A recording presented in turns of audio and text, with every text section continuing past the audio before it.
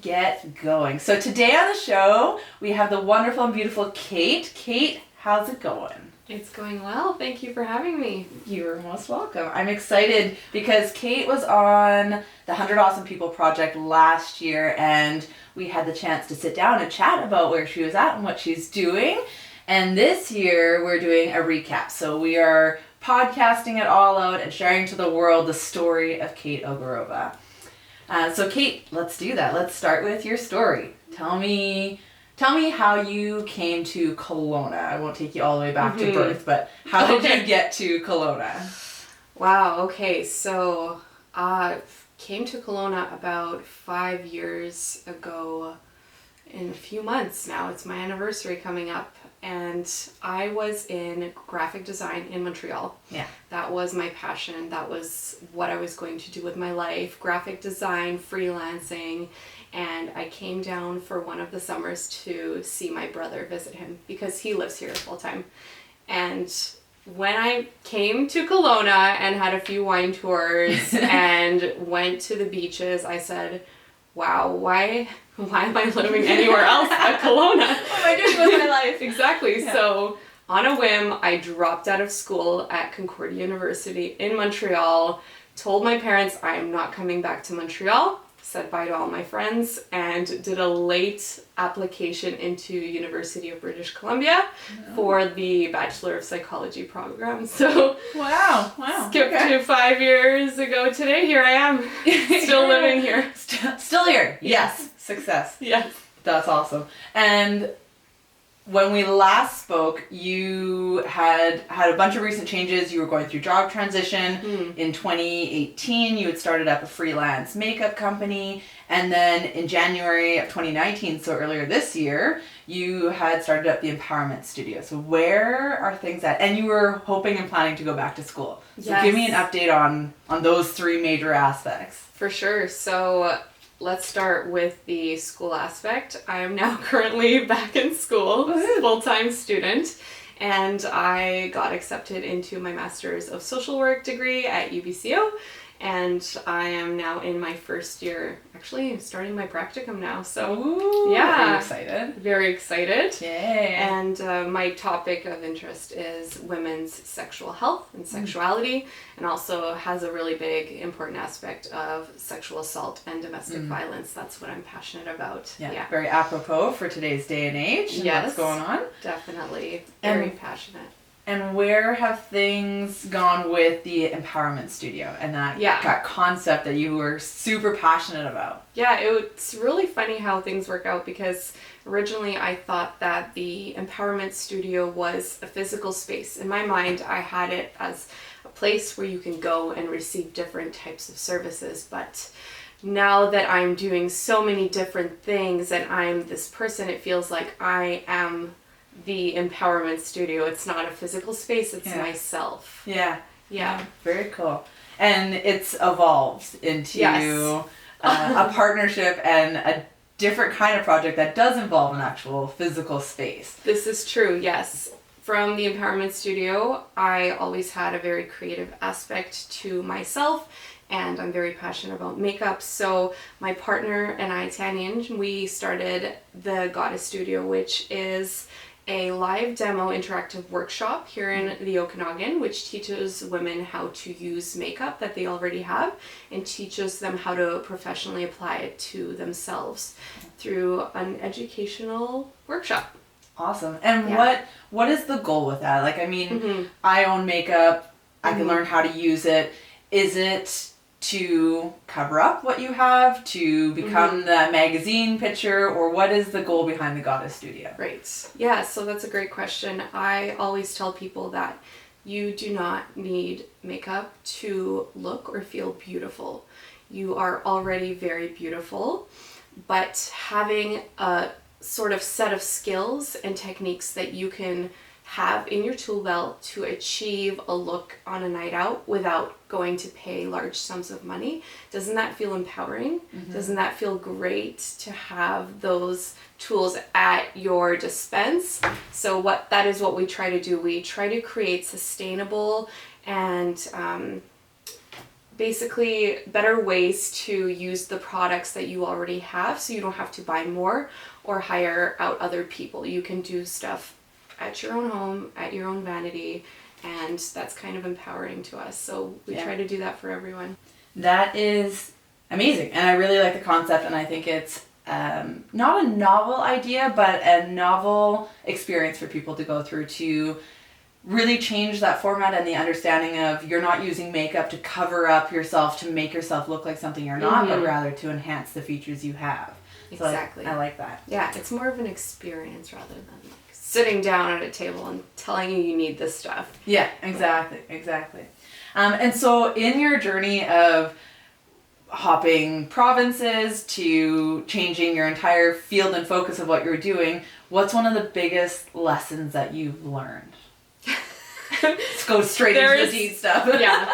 Wow. Okay, so there's been a ton of different lessons that I've learned along the way. Some were very trying. Yeah. But the biggest one I guess I've learned is that, it's funny because I'm going to quote a company, but just do it from Nike. It's not a paid sponsorship. No. So just whatever you're starting, whatever you are passionate about, just dip your toes in the water. Just start. And I like to have this, I have this quote above my bed, and it's basically, it says no 0 days. So every day do something, do one push-up, do one sentence, and get that project or whatever you're inspired about going, because there are so many people out there that are already starting and are 10 more steps ahead of you, but you're just, they're over obsessing about, you know, the perfection, the quality of whatever it is that you're doing. Just start it, just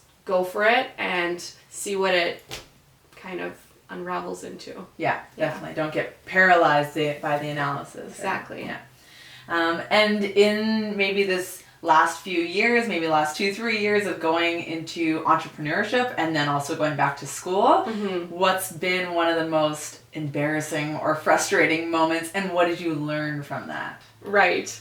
So this was a really tricky one because I was kind of talking to my friends and I was like, what is an embarrassing moment that I've had, you guys? Please tell me. And instead of sending me specific events of my career, they started sending me names of my ex-boyfriends. So I was like, thanks, guys. Yeah, it was either that or sending me events that not necessarily I was embarrassed about, but they were embarrassed for me. Well, good. You know, at least you know when you're living moments that embarrass other people that you're having a good time. Exactly. So I live for those embarrassing moments. Yeah. I guess I haven't had any personally just yet, but I'm open to the idea. Are there any moments or times that come to mind that would have been an unexpected setback or a change in direction where you thought, I'm just doing it, I'm going for it, and then things went off kilter? Yeah, definitely.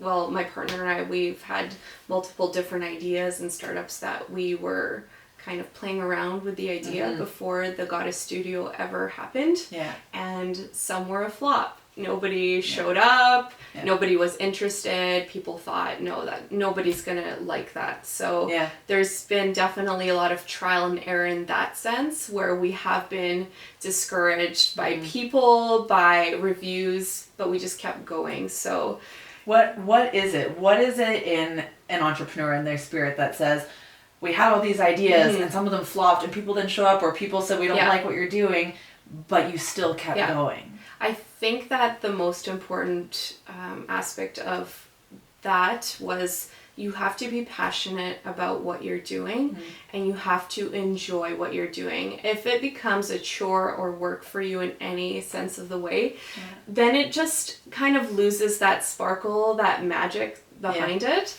which is something that we were very passionate about doing. We needed to choose something that we were both strongly passionate about and we enjoyed. And if nothing were to come of it or nobody were to show up, that we would still have an amazing time and we would just have a blast and have a good time together. Good.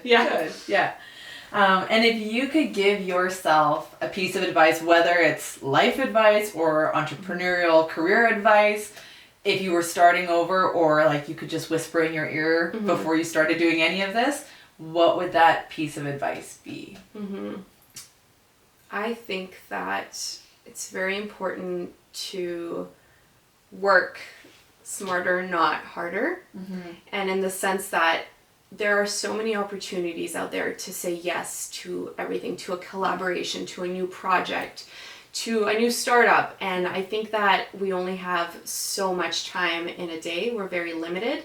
So say yes to the ones that bring you joy, that will be not necessarily successful, but something you're passionate about getting behind and really doing your research about those things. So definitely saying yes to more quality than quantity. That's kind of what I would tell myself. Yeah, I definitely have been embracing that lately, because it's so easy to become a yes person. Yes. And think, well, what if there's an opportunity here? And, you know, you just never know. This might lead to meeting somebody who will lead to meeting somebody else who will lead to that opportunity you've been looking for. So it's very easy to get caught up in the fear of missing out, the FOMO of it, and saying yes to everything, and then being completely exhausted at the end of the day and going, okay, my goal was way over to the left, and somehow I'm standing on the far, far right now. Exactly. Like it becomes very easy to get distracted. Don't be a yes woman.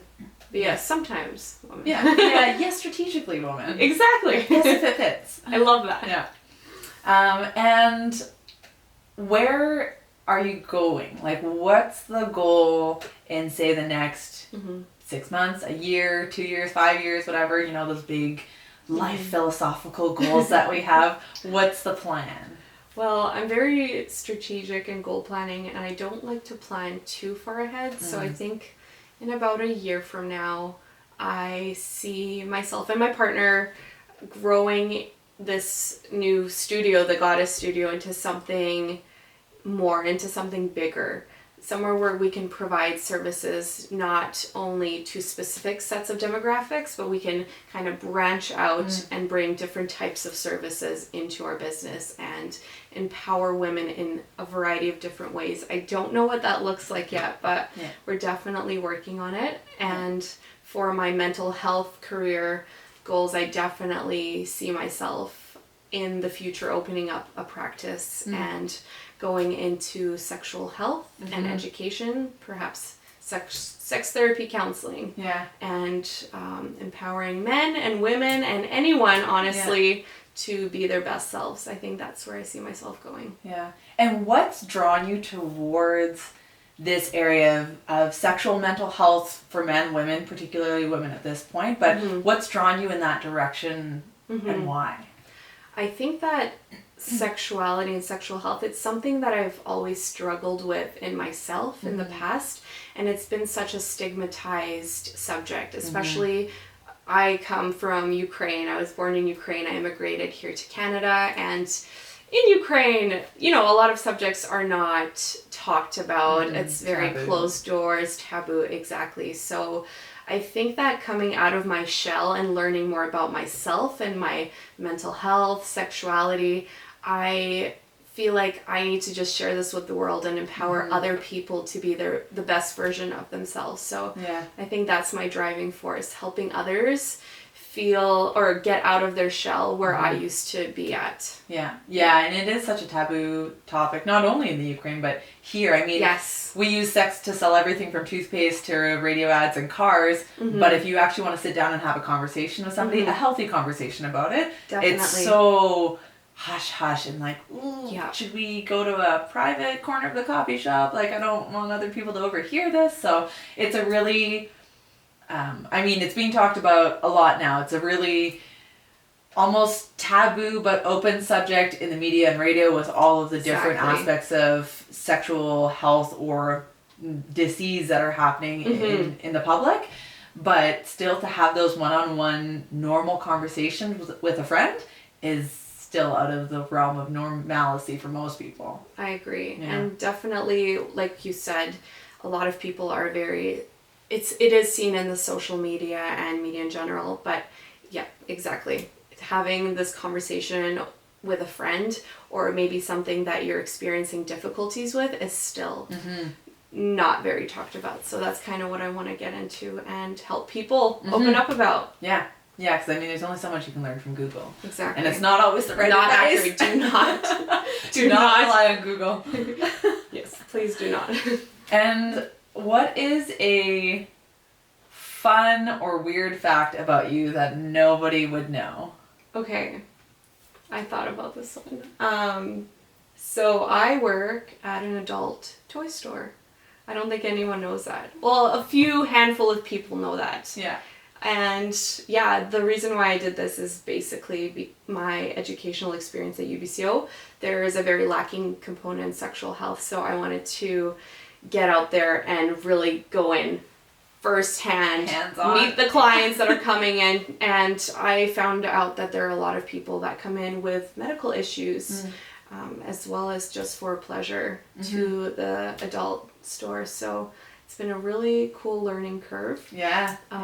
Another one is I run a sex group every month, bi-weekly actually, and we have a topic of interest every single time we get together and we discuss it. Oh, wow. It's a very closed, private group. I Yeah. don't tell many people about it just because I want to keep the privacy of the people in it. But Yeah. yeah, it's the best time ever. We That's have awesome. such a great time, and we laugh and we talk and we discuss and learn, learn from each other. So that's really neat. Yeah, and I mean that's all of that is directly related to career goals. So it's Exactly. it's the background research and knowledge that will inform your ability to go into a role of counseling and helping people by saying, okay, well, I've done my mini group discussions and learned what a group of people think, and I've seen what individuals think coming into a store and why they're there. And I'm sure you probably see a lot of the over the shoulder checking, is this a stigmatized thing that I'm doing walking into this store, and who's seeing me go in here? Definitely. And we always like to tell any of our clients that everything you see in the store has been purchased before. That is why it's here. Yeah. And everything is okay. Yeah. And we're here to help you. Yeah. Yeah, I'm sure there's probably a lot of people that go in just out of curiosity, or I'm here for a friend. Just looking for a friend, just or asking my for a spouse made me friend. come. Yeah, exactly. Yeah, that's awesome. That's awesome. Very cool. Well, good to have an update and good to see where things are at and where they're going. And I'm excited to see not only where your educational and career goals go, but how that I'm sure will all tie into the Goddess Studio at some point in time, because how we look, how we're perceived, how we feel about ourselves can often lend itself to how comfortable we are with our own sexuality, our position, and how we communicate and relate to romantic partners or non-romantic partners. Either or, it all ties together. Exactly. Yeah. Awesome. Well, thank you, Kate, for coming in today, for being on the show, and I look forward to an update again in the future. Thank you. Thanks for having me. Thank you for tuning in for today's episode, and please do leave your comments and reviews. If you enjoyed what you heard, subscribe wherever you get your podcasts and share it with a friend. If you know someone in the Okanagan who has an awesome business or project with a great social impact, please nominate them through the website. Until next time, folks, stay awesome.